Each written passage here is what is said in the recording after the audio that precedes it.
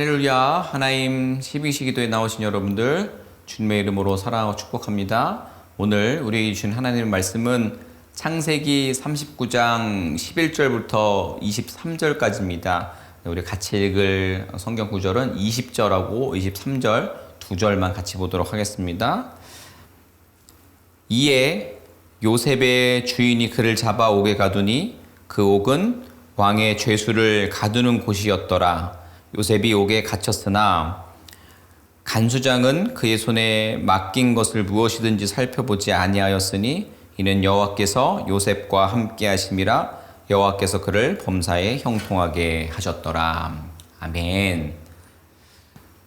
우리가 지금 계속해서 이제 요셉의 이야기를 살펴보고 있는데요. 요셉의 인생이 이제 탄탄대로를 달릴 것 같았지만 그렇지 않습니다. 또 다른 위기를 맞이하게 됩니다. 하나님 앞에 범죄하지 않기 위해서 유혹을 단호하게 뿌리치는 그런 일이 벌어진 건데 그를 기다리는 것은 참담한 어떤 현실이 됩니다. 하나님의 백성으로 살아가면서 당하는 유혹과 시험에서 우리는 어떤 자세를 가지고 살아가야 하는지에 대해서 나누고 싶습니다. 오늘 본문 이전에 본문에도 언급되지만 보디발의 아내가 요셉을 끊임없이 유혹했습니다. 요셉이 정말 잘생겼었나 봐요. 요셉은 지혜롭게 보디발의 아내를 일부러 피합니다. 그런데 어느 날은 보디발의 아내가 집안에 아무도 없는 그런 상황들을 파악을 해서 요셉의 옷을 잡고 강제로 동침할 것을 요구합니다. 이에 요셉은 옷을 벗어던지고 도망을 갑니다. 어찌 보면 죄를 짓기에 완벽한 상황이었을 수도 있습니다. 여자가 자신을 간절히 원하고 있고 주변에는 아무도 없었기 때문입니다. 또한 머리가 좀 돌아가는 사람이라면 주인의 아내, 즉 주인이나 마찬가지죠. 주인에게 불순종하면 그 종은 곧 죽거나 죽기 직전까지 맞아 정말 소위 말한 병신이 되어 살게 되거나 하는 둘 중 하나의 미래만이 남아있다는 것을 알았을 것입니다. 하지만 요셉은 아무도 없는 상황, 그 결정의 순간에서 세상의 안정과 세상의 것에 순복하지 않았다라는 겁니다. 하나님의 눈을 의식했고 하나님의 주권에 순종하며 자신의 인생을 맡기는 위대한 결정을 합니다. 그렇습니다. 성도는 사람의 눈을 의식하면서 세상의 것에 순복하지 않고 하나님의 눈을 의식하며 하나님께 순복하는 인생을 살아가야 할 줄로 믿습니다. 그것이 하나님께서 우리에게 원하시는 복된 인생인 줄로 믿습니다. 계속해서 보면 요셉의 그 거절에 분노와 치욕에 휩싸인 보디발의 아내는 오히려 요셉이 자신을 겁탈하려다가 실패하자 옷을 벗은 채로 도망갔다라고 이야기를 합니다. 여자가 하늘 품으면 이렇게 무섭게 되는 것 같은데 과거 형들에 의해 채색 옷이 벗겨졌는데 이제는 보디발의 아내에 의해서 가정 총무에 다 얻었다 생각하는 그 옷이 벗겨지게 됩니다. 그렇다 한다는 것은 어떤 성공적인 위치에서 정말 완벽한 옷을 입었는데 그런 상황이 두 번이나 있었는데 그 모든 것들이 빼앗겨지게 되는 것입니다. 벗겨지게 되는 겁니다. 그렇게 되면은 모든 것을 얻었다, 모든 것을 잃게 되는 그런 상황이 벌어진 건데 하지만 여러분 끝까지 벗겨지지 않은 옷이 있었다라는 겁니다. 그것은 하나님께서 입히신 의의 옷이라는 겁니다. 성도는 그리스도로 옷을 선물 받아 입은 고귀한 존재들입니다. 그 옷만 벗겨지지 않는다면 우리는 더 이상 그 어떠한 의복도 필요하지 않은 줄로 믿습니다. 세상에 현란하고 화려한 옷에 시선이 그동안 우리가 알게 모르게 빼앗겼다면 이제는 그 옷을 체크업하는 것이 아니라 하나님께 주신 성도의 옷을 체크업하시는 저와 여러분이 되셨으면 좋겠습니다. 또 이제 마지막 절로 가면 보디발은 이 아내의 말을 듣고 분노하며 요셉을 감옥으로 보냅니다. 요셉 입장에서는 너무나도 억울했을 것이고 보디발 뿐만이 아니라 모든 상황이 이제 원망스러웠을 겁니다. 더군다나 이제 다 얻었다고 생각하고 살만하다고 생각되는 그 상황에서 모든 것을 다 잃었기 때문이죠. 왜 또 이러한 억울한 일이 그동안 정말 공든탑이 무너지는 것 같은 그런 상황입니다. 이런 결과 앞에 서면 야, 뭐하러 하나님을 내가 믿나, 뭘 믿고 하나님께 맡길 수 있나 라는 의심을 가지게 합니다. 그런데 찬찬히 상황 속으로 들어가 보겠습니다. 주인이 요셉을 가둔 감옥은 왕의 죄수를 가두는 곳이었습니다. 말도 안 되는 이런 상황에서 하나님의 손길을 찾을 수 있는 부분이라고 보입니다. 보디발은 요셉을 외면했지만 하나님께서는 결코 요셉을 외면하지 않으신 줄로 믿습니다. 외면하지 않았을 뿐만이 아니라 그의 앞길을 계획하시고 인도하시는 것을 우리는 성경을 통해서 알게 됩니다. 또 보세요. 요셉은 주인의 아내를 겁탈하려고 한 죄인이기 때문에 당시의 사회법에 따르면 당연히 사형을 당해야만 하는 신분입니다. 하지만 보디발은 요셉을 왕의 죄수가 갇혀지는 감옥에 가두게 됩니다. 즉 아무나 갈 수 없는 감옥에 보냈다라는 겁니다. 그러니까 이제 뭐 퀄리티 높은 감옥, 5스타의 감옥, 말도 안 되는 일입니다. 추측하건대 아마도 보디발은 아내의 말보다 요셉의 말을 더 사실 믿었던 것 같습니다.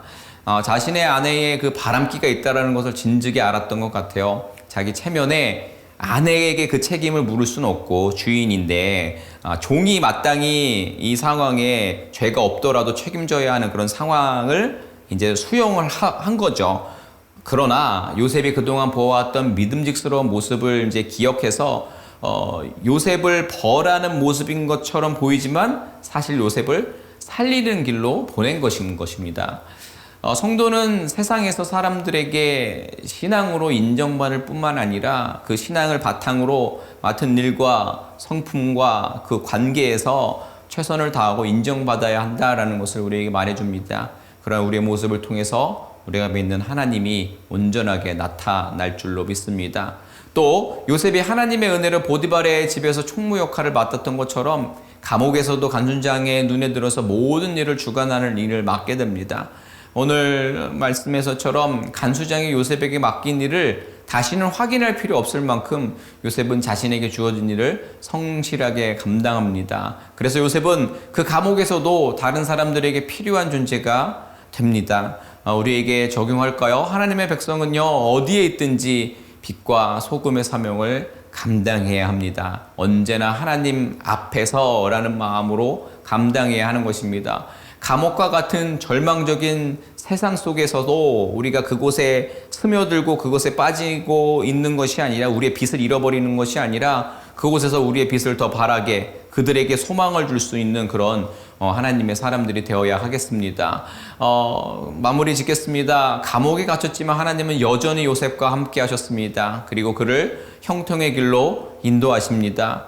여러분 기억하셔야 할 사실은요, 요셉의 형통은 아무런 문제도 없이 평안한 상태로 이루어지지 않았습니다. 때로는 감사가 넘치는 기쁨의 순간들이 또 축복의 시간들, 평안의 시간들이 있었지만 또 고난을 당하여 슬플 때도 있었다라는 겁니다.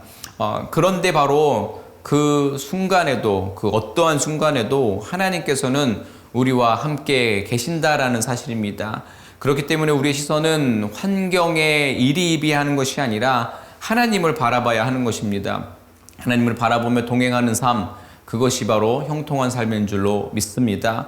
바라기는 우리 인생의 모든 희노애락 가운데 함께 하시는 하나님을 더욱 신뢰하고 의지하시는 복된 인생 되시기를 축원합니다. 오늘 요셉의 삶을 다시 한번 우리 삶에 되짚어 볼 수 있고 우리의 삶에 적용할 수 있는 귀한 날이 되셨으면 좋겠습니다. 우리 함께 기도했으면 좋겠습니다. 정말 우리의 환경이 아니라 또 환경에서 우리가 또 이것을 세상적인 기준으로 결정하면 우리에게 유익이 있을 거라고 생각되는, 더 화려한 옷을 입을 거라고 생각되는 그때에 과연 이게 하나님이 원하시는 것인지 하나님의 뜻인지 하나님을 의지하는 것인지 그 화려한 옷을 추구하는 건지를 잘 분별해내서 하나님 앞에서 정말 신실하게 성실하게 하나님의 백성으로서의 빛된 삶을 살아낼 수 있는 우리 되게 해달라고 기도하도록 하겠습니다.